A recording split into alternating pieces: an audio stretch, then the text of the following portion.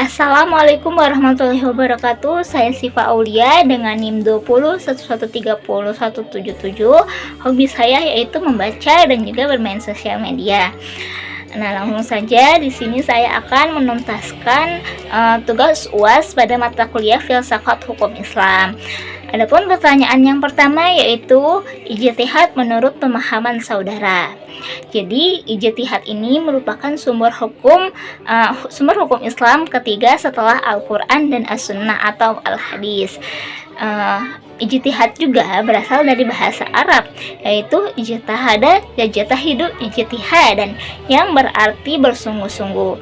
Jadi jika didefinisikan, ijtihad ini merupakan sebuah usaha yang dilakukan dengan bersungguh-sungguh menggunakan berbagai metode yang diterapkan, yang juga sesuai dengan syarat-syarat yang ditentukan, dengan tujuan untuk menggali dan mengetahui hukum Islam yang nantinya akan diimplementasikan dalam kehidupan bermasyarakat. Nah, adapun pertanyaan yang selanjutnya yaitu jelaskan hubungan antara ijtihad dengan maqasid asyariah dan ijtihad dengan perubahan hukum Islam.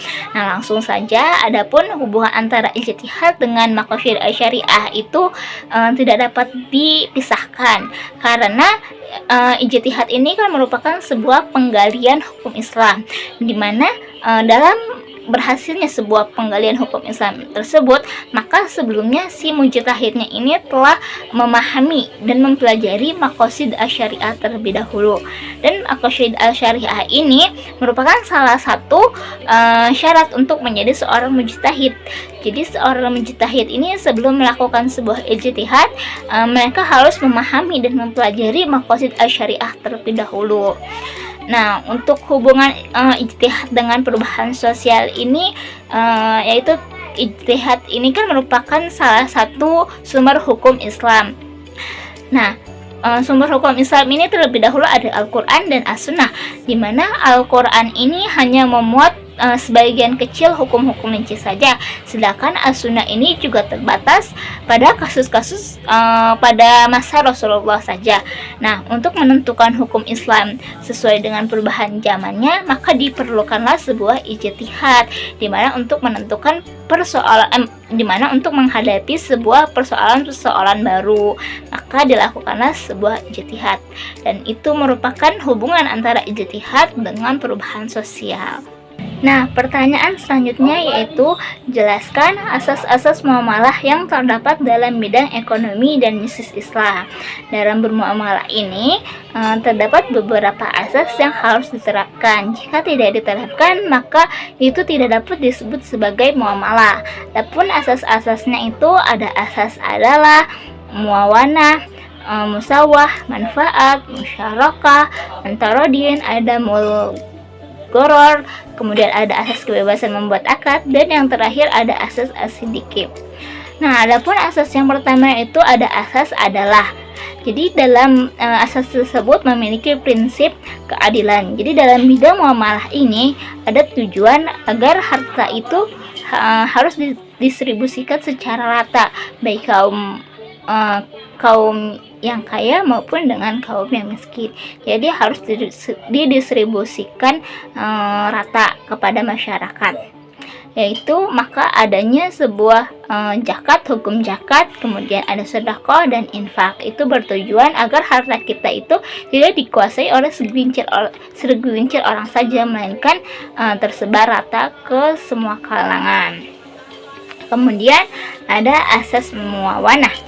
Jadi asas muawanah ini mewajibkan bagi semua pihak yang melakukan muamalah ini harus saling tolong-menolong. Jadi tujuan dalam bermuamalahnya tidak hanya memperoleh harta saja, melainkan untuk saling tolong-menolong.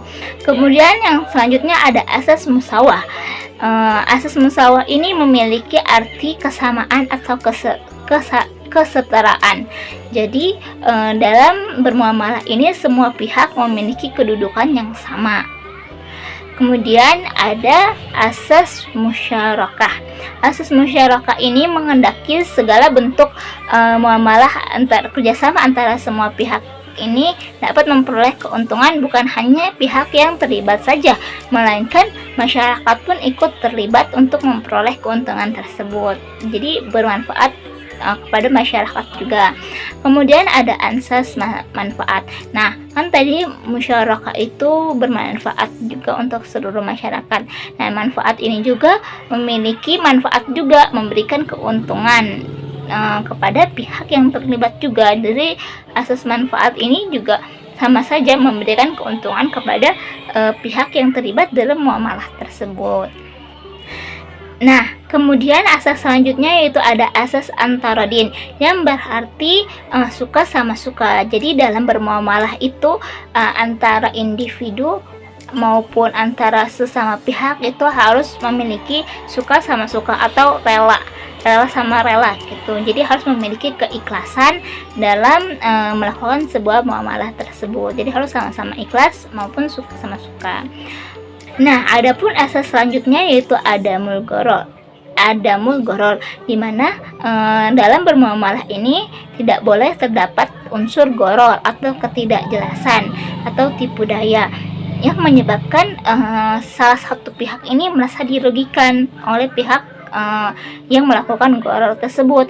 Jadi jika pihak tersebut dirugikan, maka itu akan mengakibatkan hilangnya unsur kerelaan atau unsur yang tadi antarodin tersebut kepada suatu pihak yang dirugikan tersebut. Jadi tidak boleh adanya unsur gharar di dalam transaksi atau di dalam muamalah tersebut.